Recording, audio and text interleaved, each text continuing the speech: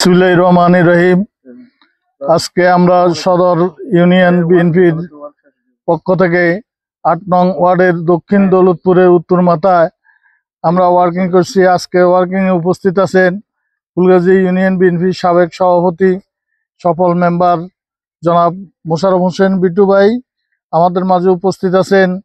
আজকের word BNP ৮ নং word বিএনপির সভাপতি আব্দুল মমিন ভূঁইয়া এবং সেক্রেটারি শামসুল আলম এবং আমার ওই ইউনিয়ন বিএনপির যুগ্ম আহ্বায়ক বিজয় তিলক এবং যুব দলের শ্রমিক দলের ভারপ্রাপ্ত সভাপতি জয়নাল আবদিন এবং যুব দলের থানা যুগ্ম আহ্বায়ক ফারুক ভূঁইয়া এবং তাতে আমার ৮ নং ওয়ার্ড বিএনপির সিনিয়র সহসভাপতি আব্দুল মমিন এবং তাঁতি দলের সেক্রেটারি অলি আহমেদ এবং এই যুব দলের আরেক সাংগঠনিক নেতা সাইফুল ইসলাম এবং মুরব্বী ডিস ভাই এবং গণ্যমান্য ব্যক্তিগণ। আজকে আমরা এই মোটামুটি ভাবে আমরা সফল সাড়া পেয়েছি।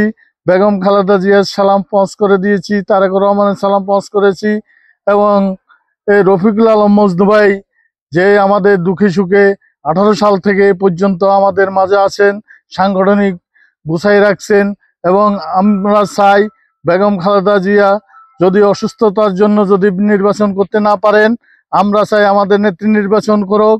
না হলে এই এলাকাতে 18 সাল থেকে এ পর্যন্ত যে শ্রম ঘাম দিয়েছেন, নেতা কর্মীদের মাঝে আছেন দুঃখে সুখে, আমার সেই